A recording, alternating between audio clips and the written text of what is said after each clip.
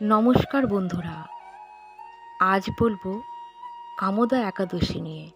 2026 সালের কামোদা একাদশী একটি অত্যন্ত আধ্যাত্মিকভাবে মূল্যবান উৎসব, কারণ এটি বিষ্ণু পঞ্চাঙ্গ অনুসারে হিন্দু নববর্ষের প্রথম পবিত্র ব্রত ও একাদশী, এবং এই কারণে এটি অত্যন্ত শুভ ও পবিত্র।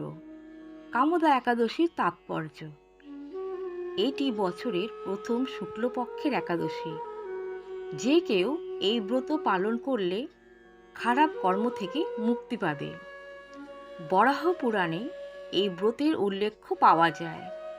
যেহেতু এটি হিন্দু নববর্ষের শুরু, তাই বছরটি শুভতা ও বিশ্বাসের সাথে শুরু হয়। এই একাদশী কঠিনতম পাপকেও শুদ্ধ করে এবং ব্রত ও উপবাস আপনার মন ও আত্মাকে পরিশুদ্ধ করে। ভক্তরা ধর্মীয় ও আধ্যাত্মিক উভয় কারণেই পুজো ও ব্রত পালন করেন। সকল অপূর্ণ ইচ্ছা ও আকাঙ্ক্ষা পূরণ হয়, মনের শান্তি ফিরে আসে এবং আধ্যাত্মিকতা অর্জিত হয়। বর্তমান ও পূর্বের সকল পাপ ও কর্ম মুছে যায়। বংশ ও পারিবারিক সম্পর্কের সকল বিষয় নিষ্পত্তি হয়ে যায় এবং আনন্দ বিরাজ করে। মোক্ষ বা পরম মুক্তি লাভযোগ্য বলে মনে হয়। জীবন ও ভাগ্য আলোর দিকে পরিবর্তিত হয়। কি করবেন? ব্রহ্ম মুহূর্তে জেগে উঠুন। আজকের পূজনীয় দেবতা হলেন ভগবান বিষ্ণু ও শ্রীকৃষ্ণ। তুলসী পাতা দিতে ভুলবেন না। ওম নমো ভগবতে বাসুদেবায় পাঠ করতে হবে। একাদশী ব্রত কথা হয় শোনা উচিত অথবা পড়া উচিত। অভাবী ও দরিদ্রের খাদ্য, বস্ত্র বা অর্থ দান করুন। ভাত এবং গম জাতীয় খাবার খাবেন না। পেঁয়াজ, রসুন ও আমিষ জাতীয় তামসিক খাবার পরিহার করা উচিত। ঝগড়া নয়, ঈর্ষা নয়।